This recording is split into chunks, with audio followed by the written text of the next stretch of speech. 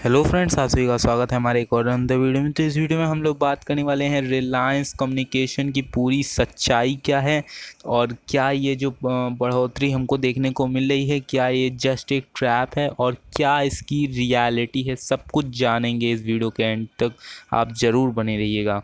और यदि आप इस चैनल पर नए आए हैं तो friends make sure you subscribe friends, क्योंकि आपको और भी इंफॉर्मेटिव वीडियोज़ आप तक पहुंच सकें।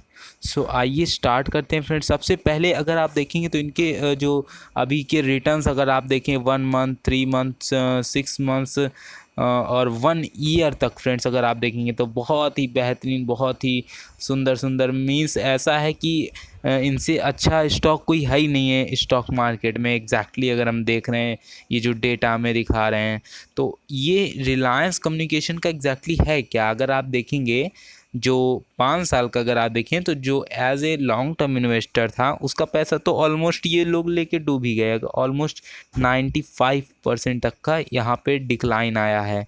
तो जो एज ए पर्सन जो मींस लॉन्ग टर्म इन्वेस्टमेंट किया होगा उसका तो पैसा ऑलरेडी 95% डूब गया है। सो वो अब करेगा क्या फ्रेंड्स, और इसकी पॉसिबिलिटी अब क्या बनती है ऊपर जाने की। तो हम देखते हैं इसके पूरा फंडामेंटल्स फ्रेंड्स, हम चेक करने वाले हैं पूरे फंडामेंटल, हर एक चीज़ वो चीज़ हम लोग देखेंगे। सो वीडियो को एंड तक जरूर देखिएगा फ्रेंड्स।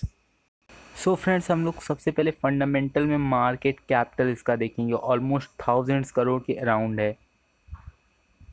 और वहीं इसका अगर आप ईपीएस चेक करिए तो 1-176 है, जो कि फ्रेंड्स कम नहीं होता है, एक बहुत ही ह्यूज नंबर होता है अगर आप चेक करें। और price to earning ratio means P जो इसका है वो ₹0 ज़ीरो है। और अगर इंडस्ट्री पी देखेंगे तो ऑलमोस्ट ज़ीरो की है। और इनकी अब हम देखते हैं कि इनका रिजल्ट क्या आ रहा है इन दिनों, जो भी ये प्राइस एक्शन दे रहे हैं क्या वो रिजल्ट के ऊपर बेसिक है, बेस है। तो आइए हम जानते हैं।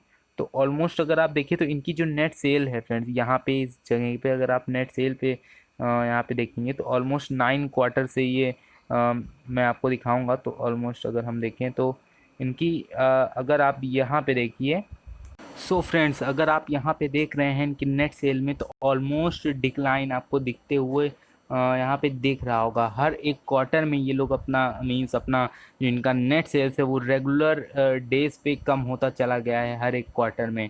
ऑलमोस्ट ये पहले था 1070, फिर उसके बाद 962 था, फिर 865, फिर 302, फिर 260 के अराउंड। तो अगर आप देखें तो ओवरऑल ये डिक्रीज़ ही होता हुआ है स्टार्टिंग से। और अगर हम इनके जो एक्सपेंडिचर की बात करें तो एक्सपेंडिचर में भी बहुत तगड़ी गिरावट आपको यहाँ पे देखने को मिली है। और अकॉर्डिंगली अगर हम यहाँ पे इनके इंटरेस्ट की बात करें तो इंटरेस्ट भी इनका गिर गया है ऑलमोस्ट। और अगर हम पीबीटी की बात करें तो ऑलमोस्ट पीबीटी भी अगर देखें तो -9092 पे है फ्रेंड्स। अब आप क्या उम्मीद कर सकते हैं। सो अब इनके नेट प्रॉफिट में हम आ जाते हैं। तो प्रॉफिट में इन्होंने ऑलमोस्ट -26 था, जो कि डिक्लाइन हो गया 10,000 तक का, इनमें माइनस हो गया। इनका प्रॉफिट अगर देखें तो ऑलमोस्ट बहुत तगड़ा इनको गिरावट देखने को मिली है फ्रेंड्स। ये कंपनी एक तरीके से पैसा जो भी लोग इन्वेस्ट किए होंगे इसमें पूरा का पूरा उनका पैसा खा गया होगा, या फिर आप जो भी कहिए।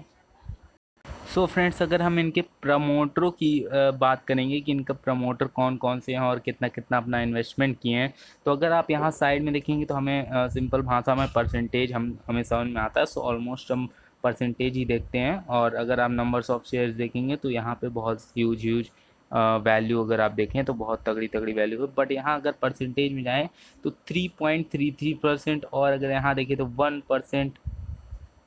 और अगर हम यहाँ पे देखें तो ऑलमोस्ट 0.31%। तो इनको खुद पे ही भरोसा नहीं है कि मेरी कंपनी आगे चल के बढ़ेगी या गिरेगी। सो जब प्रमोटर को खुद ये डाउट है, ये ऑलमोस्ट इनको देखिए तो जो ऑलमोस्ट 100 शेयर इन्होंने उठा के रखे, नंबर ऑफ शेयर्स जो हैं।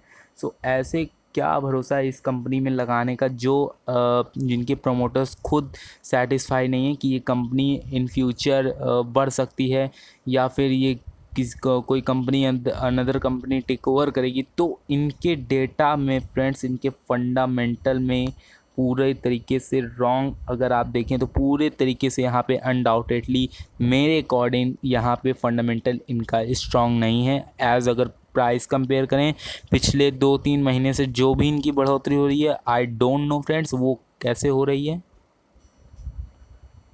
According to my view friends, जो रिलायंस इंडस्ट्रीज़ है वो जब अपना एक हाई पे हाई बना रहा है, उसी के कारण हमको लगता है, मेरा व्यू यही है कि रिलायंस कम्युनिकेशन में जो उछाल देखने को मिली है सिर्फ़ और सिर्फ यही कारण है फ्रेंड्स, और इसके पीछे का कोई कारण नहीं है। ये ऑलमोस्ट फिर से फॉल हो सकता है, एक प्रीवियस जो भी इसने अपना लो बनाया था वहाँ तक ये एक बार जा सकता है अगेन, अगर इसके फंडामेंटल के अकॉर्डिंगली अगर मैं चलूँ तो, क्योंकि इनके फंडामेंटल्स में अभी कोई भी सुधार नहीं है। तो जब तक कोई सुधार नहीं होता तब तक हम कोई भी डिसीज़न नहीं ले सकते कि ये कंपनी एक मल्टी बैगर या फिर एक जैकपॉट स्टॉक हो सकता है। सो फ्रेंड्स, अगर आप ये देखेंगे तो जो एमएफ होल्डिंग्स है यहाँ पे आईसीआईसी प्रूडेंशियल वालों ने होल्डिंग करके रखा है ऑलमोस्ट। अगर आप यहाँ देखें तो इन्होंने ऑलमोस्ट 17,000 शेयर्स का रिस्क लेके रखा है। तो अगर आप देखेंगे तो ये लोग भी एग्जैक्टली ह्यूज अमाउंट नहीं ले रहे हैं। अगर आपको यहाँ पे देख रहे हैं तो जो भी एक नॉर्मल पर्सन होता है वो क्या करता है कि जो भी स्टॉक हाई अच्छा खासा बढ़ने लगता है, खास करके पेनी स्टॉक हो, तो उसमें वो जंप कर जाता है और 60,000 80,000 90,000 क्वांटिटी खरीद डालता है। बट यहाँ पे अच्छी अच्छी कंपनियां भी यहाँ पे इनके स्टॉक को बहुत ही कम उठा रही हैं, बट इन्होंने उठाया है।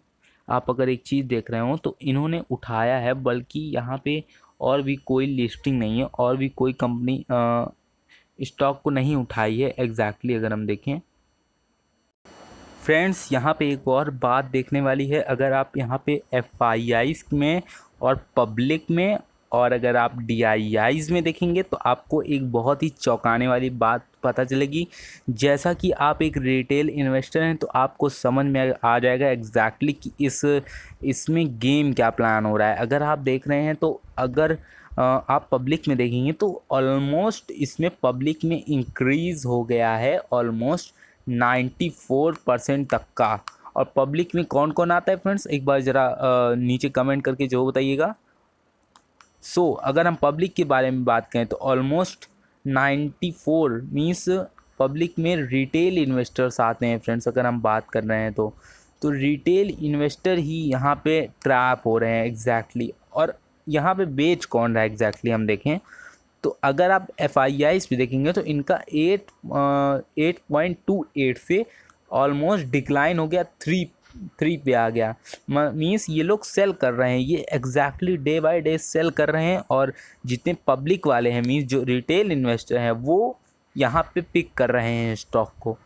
वहीं अगर प्रोमोटर की बात करी तो प्रोमोटर मैंने पहले ही दिखा दिया आपको, बट यहाँ पे एक बार और देख लीजिए 22 से 5 आ गया। और अगर वहीं देखें तो ऑलमोस्ट सभी के पास अगर देखें डीआईआईज़ वालों का ऑलमोस्ट 10 था और इन्होंने डिक्लाइन कर दिया 4 पे आ गया 4% पे। तो आप यहाँ पे देख रहे हैं कि बहुत ही तगड़े स्पीड से जो है पब्लिक के पास तो जा रहा है, रिटेल इन्वेस्टर के पास शेयर जा रहा है, बट यहाँ पे जो मीन्स एफआईआईज़ और डीआईआईज़ है उनका शेयर डे बाय डे कम हो रहा है, वो निकलने की कोशिश कर रहे हैं। तो एग्जैक्टली आरकॉम में आने वाले कुछ दिनों तक अभी आप इसमें कोई भी पोजीशन मत बनाइए और इसको एज लॉन्ग टर्म मत लेके चलिए जब तक फ्रेंड्स, जब तक इसमें एक अच्छी खबर या कोई किसी कंपनी का ओवरटेक नहीं होता है, एक्वायर नहीं करती है, तब तक इससे आप दूरी बना के रखिए।